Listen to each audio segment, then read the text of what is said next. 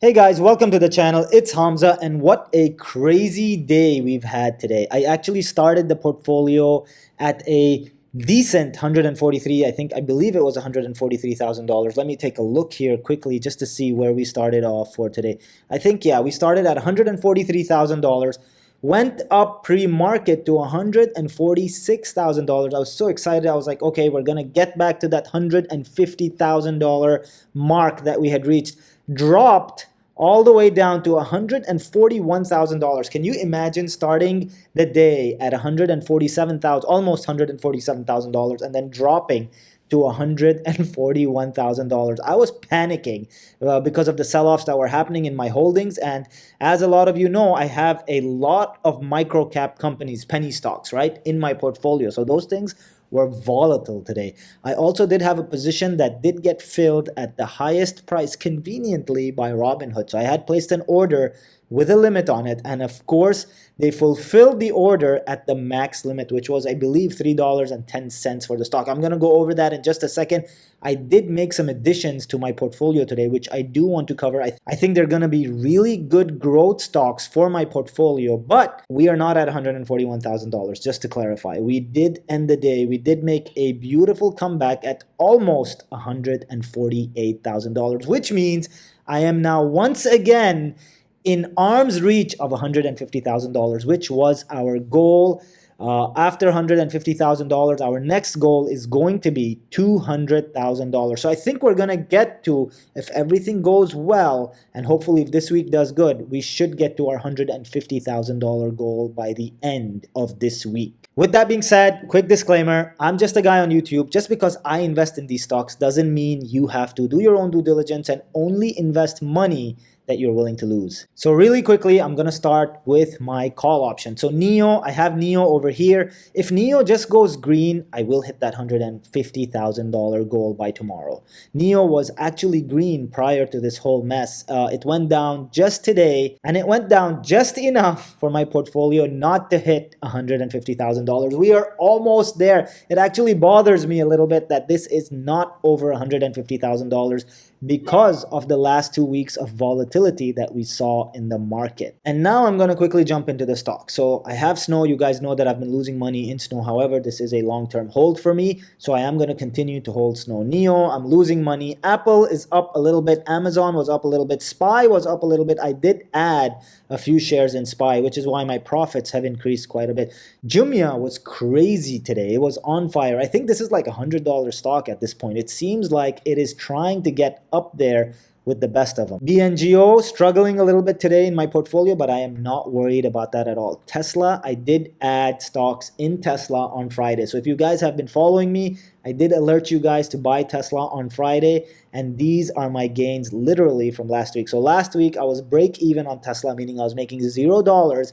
And as of right now, you can see I'm making $1,500 for not doing any work, just buying the dip. That's all I did with Tesla. TTCF is holding steady. I am going to add positions into TTCF very soon. Maybe not this week, maybe not the next, but very soon. I am looking at this company very closely. I think the contracts that they have in hand are exciting, and the product that they're selling is even more exciting. Excel Fleet, my portfolio loser. Excel Fleet continues to disappoint. It has, however, gone up during the end of the market trading day today. And NDM, I don't know if you guys can tell, but I did add 50 more shares of NNDM in my portfolio. I mentioned that I was going to do that earlier last week.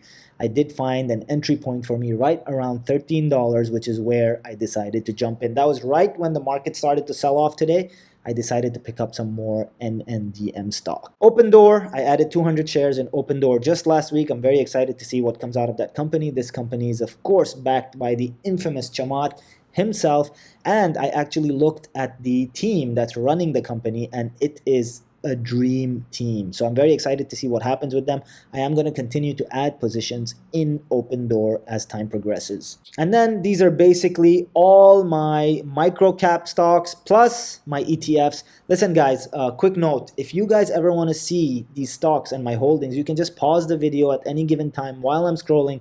you'll get the number of stocks that I own in the company. Plus, you'll be able to tell whether I'm making money or losing money, which should give you a rough idea as to where my entry point for these stocks was. I'm going to scroll down these really quickly because there's not too much action going on. I want to get to the part where there is action because I did buy about 5 companies today. CCIV is still part of my holding. I'm holding on to this company. I think I'm going to be able to make a lot of money in CCIV. So I'm going to hold on to it. Let's hope this merger goes through very soon, and we're all going to be sitting in a little bit of wealth. I have Mara not doing so well. It's down a little bit, but whatever. I still am holding on to my 100 shares of Nokia, so I haven't let that go. And in fact, I have a surprise for you, which I'm going to show you guys in a little bit. So these are all, of course, companies that are in the red. Now, if you guys are on Robinhood, I tried to buy some Hertz shares today, and Robinhood did limit me from buying any Hertz shares, meaning I couldn't buy, I could only liquidate my Hertz holdings. I don't know what the story behind that is, but I am going to do some due diligence and find out exactly what happened there and why Robinhood blocked Hertz from trading on the open market today. So these are the ticker symbols that I got into yesterday. As you guys can see, I have 600 shares of PHUN.